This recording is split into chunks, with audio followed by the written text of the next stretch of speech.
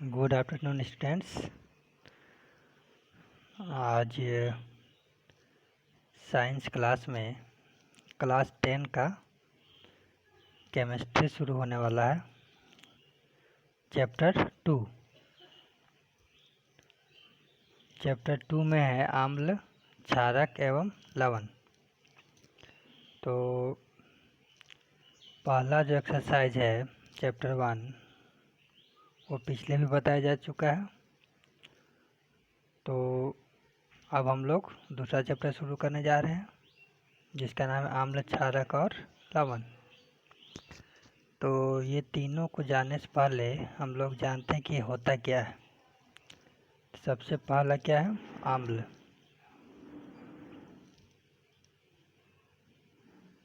इसको इंग्लिश में बोलते हैं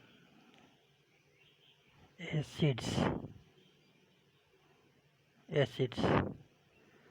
ऐसे अगर बोलचाल के भाषा में अगर हम लोग जाने तो आम्ल वे पदार्थ होते हैं जो स्वाद में खट्टे होते हैं। ठीक है, तो ये तो कॉमन परिभाषा है, इसको हर कोई जानता है। लेकिन हम लोग तो साइंस का पढ़ाई पढ़ रहे हैं तो थोड़ा स्टैंडर्ड परिभाषा इसका जानना होगा। तो आम्ल का स्टैंडर्ड परिभाषा क्या होगा वो हम लोग अभी देखते हैं। तो हम लोग इस तरह इसका परिभाषा लिखेंगे। आम्ल वे पदार्थ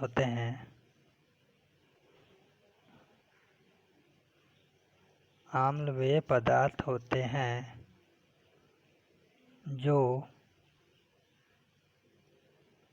जलीय विलयन में H प्लस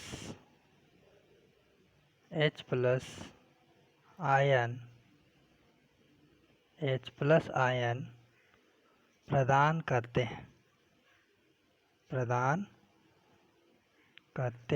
हैं। यानी हम लोग साइंस में इसको इस तरह से याद करेंगे। आम्ल वे पदार्थ होते हैं जो जल में, जल का विलयन अगर इसको हम लोग बनाएंगे तो कौन सा आयन हम लोग को प्राप्त होगा? H plus ion. तो उसको क्या बोलेंगे? आम्ल। ठीक है, पॉइंट लिखते हैं। आम्ल की प्रकृति कैसी होती है? तो खट्टी होती है। ये तो सबको पता है, आम्ल की प्रकृति खट्टी होती है। अब कुछ उदाहरण हम लोग जानते हैं, जैसे HCl, इसका नाम क्या है? हाइड्रोक्लोरिक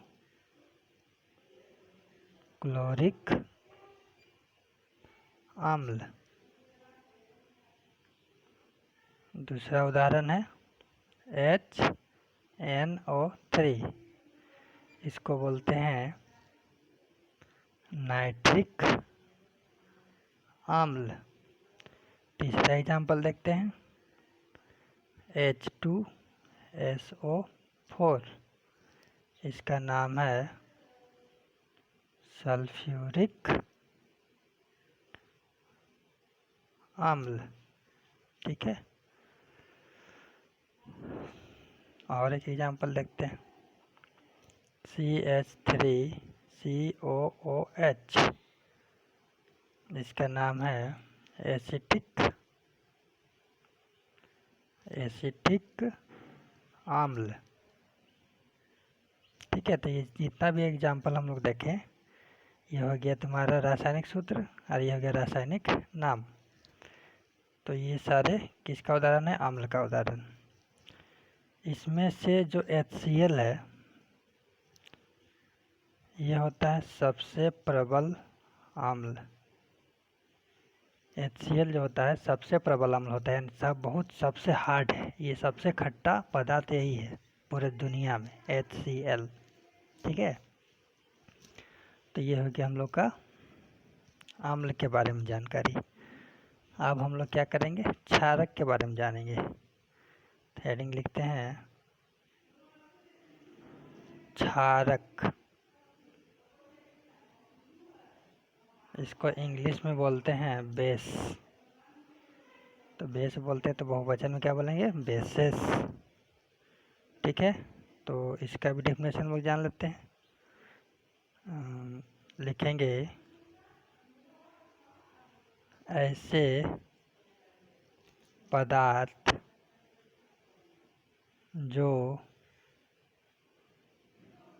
जलीय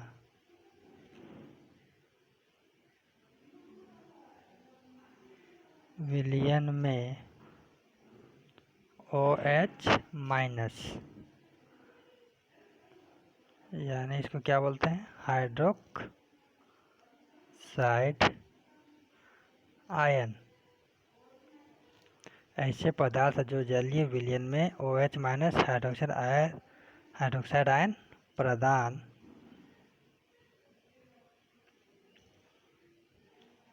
करते हैं उसे क्षारक कहते हैं। ठीक है, पॉइंट इसमें लिखो। जल में घुलनशील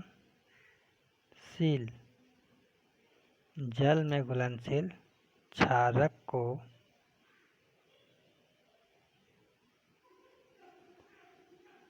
क्षार कहते हैं। देखो, क्षारक है और एक क्षार है, नाम तो लगभग एक ही जैसा लग रहा है, लेकिन क्षारक वैसे पदार्थ होते हैं जो कोई जरूरी नहीं कि जल में पूरी तरह या घुलनशील हो, यानी पूरी तरह घुल जाए क्षारक, लेकिन जो क्षारक जल में पूरी तरह घुल जाता है उसको बोलते हैं क्या, क्षार। ठीक है, तो क्षारक और क्षार में अंतर समझ आ गया। क्षारक घुलनशील हो भी सकता है, नहीं भी हो सकता है, तो जो क्षारक घुलनशील होता है उसी को क्या बोलते हैं, क्षार। और जो नहीं होता है पूर्ण रूप से घुलनशील उसको क्या बोलते हैं, क्षारक। ठीक है, अगला पॉइंट, क्षारक की प्रकृति क्षारीय, इसको बोलते हैं कड़वा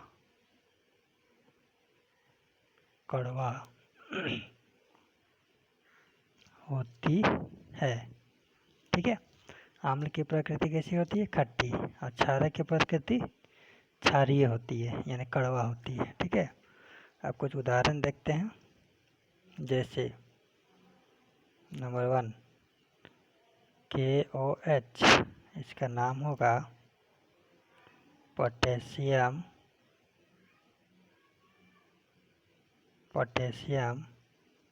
हाइड्रोक्साइड।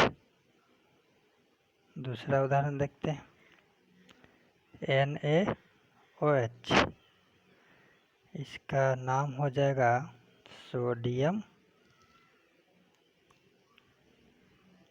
हाइड्रोक्साइड।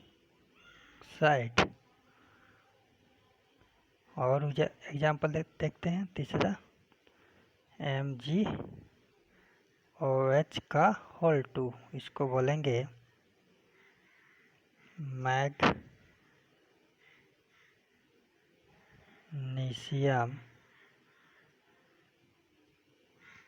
हाइड्रोक्साइड।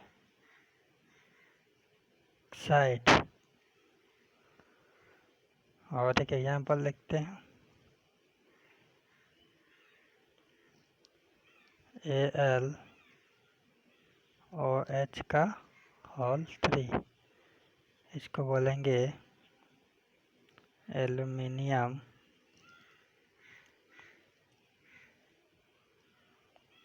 हाइड्रोक्साइड। इसमें से KOH और NaOH, इन दोनों को क्या बोलते हैं, प्रबल क्षारक। KOH सबसे अधिक प्रबल होता है, उसके बाद थोड़ा मोड़ा अंतर आता है NaOH में, इसलिए दोनों को क्या बोला गया है, प्रबल क्षारक। अगला टॉपिक है लवण, जिसको इंग्लिश में बोलते हैं साल्ट्स, जिसको हम लोग बोलचाल की भाषा में क्या बोलते हैं, नमक। तो नमक को ही साइंस में क्या बोलते हैं, लवण। तो लवण जानबे करते हो कि लवण का स्वाद कैसा होता है, नमकीन होता है।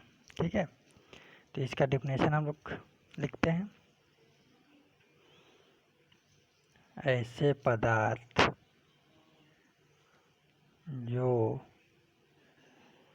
जल में घुलकर या जलीय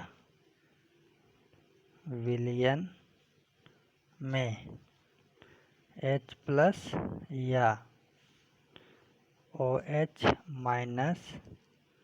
आयन प्रदान नहीं करते हैं, उसे लवण कहते हैं।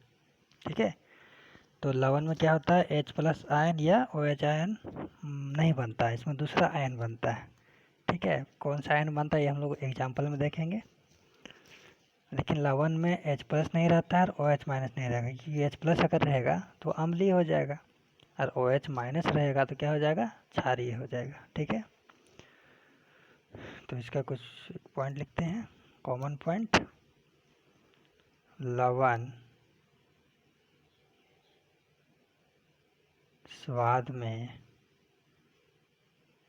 कैसे होते हैं, नमकीन होते हैं। लवण स्वाद में नमकीन होते हैं। कुछ लवण का उदाहरण देखते हैं, NaCl, इसका नाम क्या है, रासायनिक नाम सोडियम क्लोराइड। ठीक है, जिसको हम लोग क्या बोलते हैं, साधारण नमक। तो जो साधारण नमक जो हम लोग घर में यूज करते हैं, उपयोग करते हैं, उसका सूत्र होता है NaCl, जिसका रासायनिक नाम होता है सोडियम क्लोराइड। और इसी को बोलचाल भाषा में नाम क्या है, साधारण नमक। ये इम्पोर्टेंट है, ये मैट्रिक के एग्जाम में पूछता है कि साधारण नमक का सूत्र या रासायनिक सूत्र लिखिए। ठीक है, तो इसको देख लेना, याद कर लेना अच्छा से। अगला एग्जाम्पल, K2SO4, इसका नाम हो जाएगा K2 से पोटेशियम, SO4 से सल्फेट। पोटेशियम सल्फेट, ये भी क्या है, लवण है। और एक एग्जाम्पल लिखते हैं, CaCO3, इसका तो नाम जानते होगे, कैल्शियम, Ca से, CO3 से कार्बोनेट, कैल्शियम कार्बोनेट हो गया। कैल्शियम कार्बोनेट इत्यादि कर देते हैं। और बहुत सारा लवण है, तो हम लोग को सिर्फ कुछ ही एग्जाम्पल देखना है ताकि समझ में आ जाए। चलो, हम लोग अम्ल, क्षारक और लवण के बारे में तो जान गए। अब इसको पहचान कैसे करेंगे। ठीक है, कि हम लोग के पास अगर अम्ल है या क्षारक है या लवण है तो कैसे पहचान करेंगे हम लोग, इसके लिए क्या उपयोग में लाएंगे। तो अगला जो हेडिंग है वो इसी पर है आधारित। वो क्या है, अम्ल,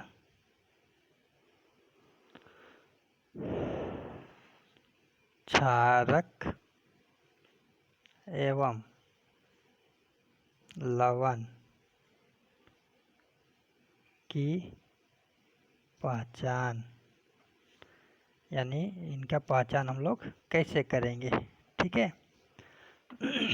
तो अम्ल, क्षारक एवं लवण की पहचान करने के लिए कुछ पदार्थ आते हैं जिनको बोलते हैं सूचक।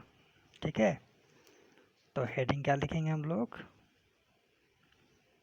सूचक।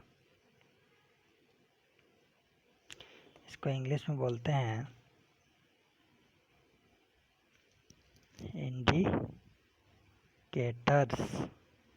इंडिकेटर्स। यानी आम्ल क्षारक एवं लवण की पहचान करने के लिए हम लोग किसका उपयोग करते हैं? सूचक का। ठीक है, तब सूचक क्या होते हैं जरा इसका डेफिनेशन जान लेते हैं। लिखे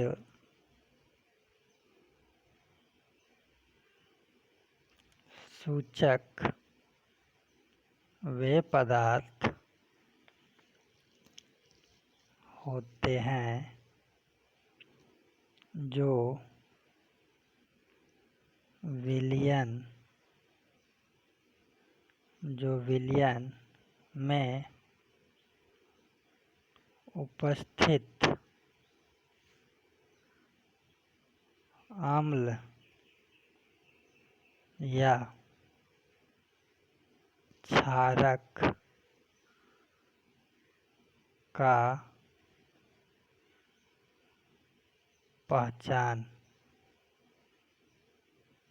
कराते हैं।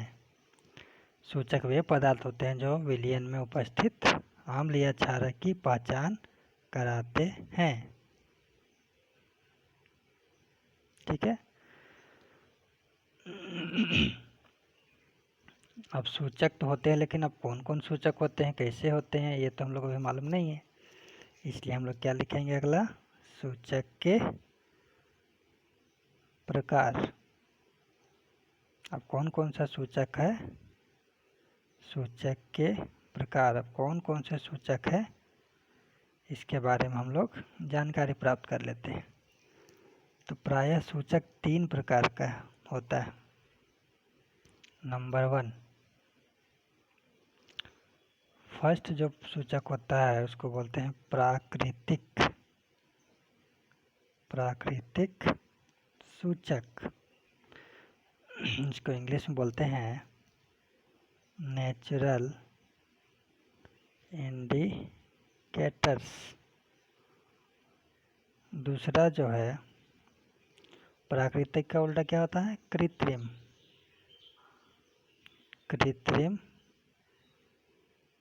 सूचक। इसको इंग्लिश में बोलते हैं आर्टिफिशियल इंडिकेटर्स। और तीसरा जो है इसको बोलते हैं गंधीय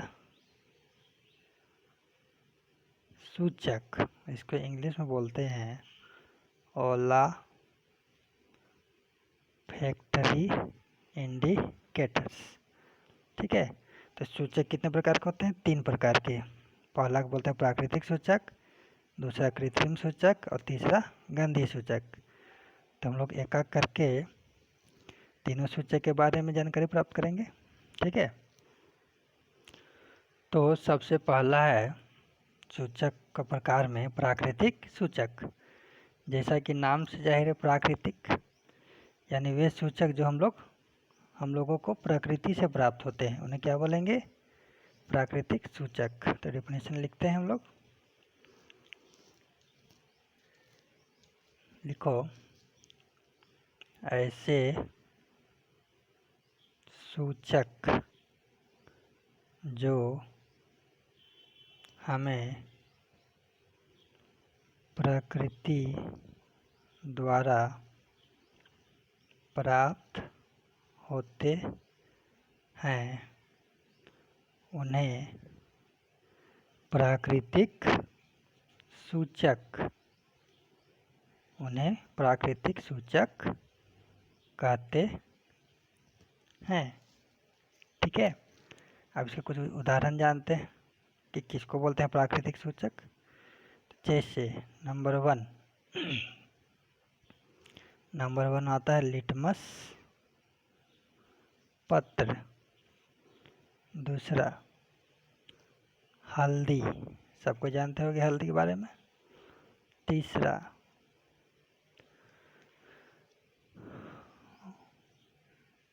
अड़हुल का फूल। चौथा बीट। बीट वही जो सलाद में उपयोग होता है, इतना बड़ा रहता है, बैंगनी रंग का, उसको क्या बोलते हैं, बीट इत्यादि। ये सभी क्या है, प्राकृतिक सूचक जो हम लोग को प्रकृति द्वारा प्राप्त होते हैं। ठीक है, कभी कभी हम लोग देखे होंगे कि अगर कोई कपड़ा में हल्दी लग जाता है, उसमें हम लोग साबुन से साफ करते हैं तो उसका रंग बदल के लाल हो जाता है।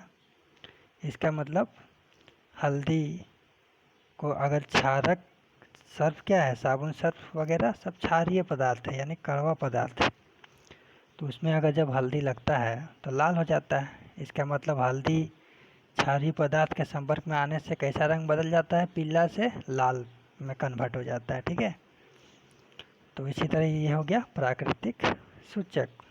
अब इसमें कुछ पॉइंट जानते हैं। लिटमस पत्र, थैलोफाइटा, बायोलॉजी में पढ़े होंगे 9 क्लास में।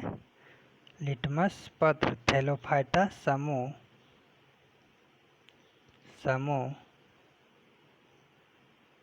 के लाइकेन के बारे में भी जानते होंगे। लाइकेन पादप से प्राप्त होता है। तो लिटमस जो है, लिटमस पत्र जो बनता है उसमें जो कलर डाला जाता है वो किससे प्राप्त होता है, तो लाइकेन के पादप से। उसका जो रस है उसको ड्राई करके इसको बनाया जाता है लिटमस पत्र।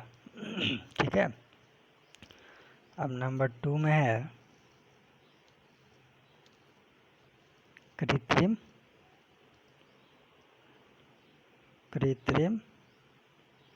सूचक। जैसा कि ये डिफिनेशन हम लोग जाने, प्राकृतिक सूचक, जस्ट इसका उल्टा हम लोग लिखेंगे। यानी प्राकृतिक सूचक कहाँ से प्राप्त होते हैं, प्रकृति द्वारा प्राप्त होते हैं। तो कृत्रिम कहाँ से प्राप्त होंगे, वो मानव द्वारा प्राप्त होंगे। ठीक है, तो क्या लिखेंगे हम लोग, ऐसे सूचक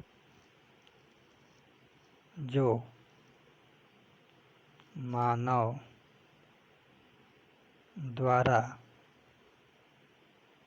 निर्मित होते हैं उन्हें कृत्रिम सूचक कहते हैं। ठीक है, तो कृत्रिम सूचक कहाँ से बनते हैं, तो इसको हम ही लोग बनाए हैं, यानी वैज्ञानिक लोग ही बनाया है कृत्रिम सूचक को, ताकि हम लोग आम्ल या क्षारक की पहचान कर सकें। तो कुछ कृत्रिम सूचक का हम लोग नाम भी जान लेते हैं।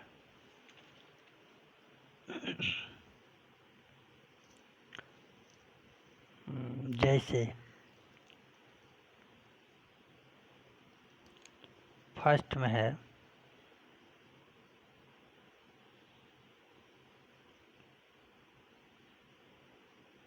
Methyl orange. मिथाइल ऑरेंज एक केमिकल है, रासायनिक पदार्थ है जो मानव द्वारा बनाया गया है। इसका उपयोग किसके रूप में किया जाता है, कृत्रिम सूचक के रूप में। दूसरा जो नाम है पदार्थ का, कुछ अटपटा नाम है लेकिन फिर भी तुम लोग याद रखोगे, ये कभी कभी आता है एग्जाम में। फिनोल्फिलीन,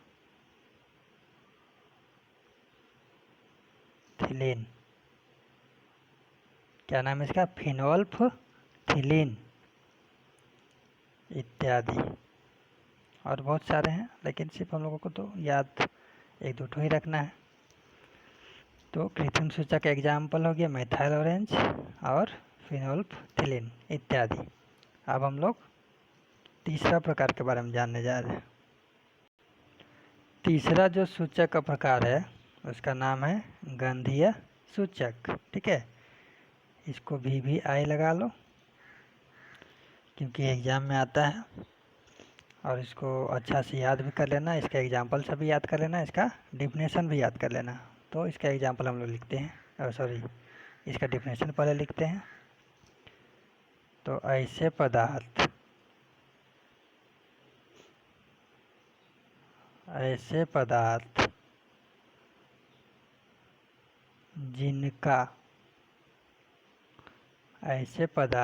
जिनका गंध अम्लीय या क्षारीय माध्यम में बदल जाते हैं, उन्हें गंधीय सूचक कहते हैं। तो गंधीय सूचक वे पदार्थ होते हैं जिसको अगर हम लोग आम्ल में डालेंगे तो कुछ अजीब टाइप का गंध आएगा। उससे हम लोग पता कर लेते हैं कि ये आम्ल है कि क्षारक है। तो कौन कौन सा ऐसा पदार्थ है जिसका उपयोग किया जाता है गंधीय सूचक के रूप में, उसका उदाहरण हम लोग देखते हैं। जैसे नंबर 1 में है लौंग का तेल, जो बाजार में मिलता है। लौंग का तेल ये दांत दर्द में भी बहुत ही कामयाब है, बहुत लोग इसका उपयोग दांत दर्द में भी करते हैं और इसका उपयोग गंधीय सूचक के रूप में भी किया जाता है। दूसरा, प्याज का रस, प्याज का रस भी गंधीय सूचक के रूप में किया जाता है। तीसरा, वेनिला, वेनिला जानबे करते हो तुम लोग, आइसक्रीम भी इसमें के फ्लेवर में आता है वेनिला। तो ये 3 है, और बाद बाकी और है गंधीय सूचक के एग्जाम्पल, लेकिन हम लोग तो पूरा हिस्ट्री तो नहीं लिखेंगे, क्या है कि हम लोग को सिर्फ गंधीय सूचक ही नहीं पढ़ना है। तो सिर्फ हम लोग जानकारी लेना है कि गंधीय सूचक है क्या है, किसे कहते हैं और कौन कौन से ऐसे पदार्थ है जो कि गंधीय सूचक के जैसा कार्य करते हैं। तो लौंग का तेल हो गया, प्याज का रस हो गया और वेनिला हो गया। उस पर क्या लिखेंगे हम लोग, इत्यादि।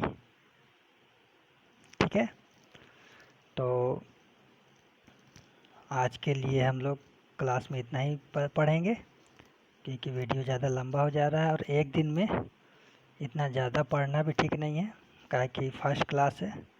आज इंट्रोडक्शन क्लास था समझो, तो इंट्रोडक्शन क्लास में बहुत कुछ हम लोग सीख भी लिए। तो जो भी चीज़ अभी हम बताएं इसको अच्छा तरह से याद कर लेना, यह एग्ज़ाम के लिए भी बहुत ही फ़ायदेमंद है और आगे जो हम लोग पढ़ेंगे उसके लिए भी बहुत फ़ायदेमंद है। तो हम आशा करते हैं कि आज का क्लास तुम लोग को अच्छा लगा होगा। अगर इसमें कोई ऐसा टॉपिक है जो कि समझ में नहीं आया होगा तो इस ग्रुप में हमको कमेंट से पोस्ट कर दोगे कि क्या प्रॉब्लम हुआ तुम लोग को। ठीक है, बाद बाकी हमको तो नहीं लगता है कोई प्रॉब्लम होना चाहिए। अगर नहीं समझ में आता है तो वीडियो को फिर से एक बार देखो, रिवाइज करके देखो, समझ में आ जाएगा। ठीक है, तो आज का क्लास यहीं समाप्त होता है।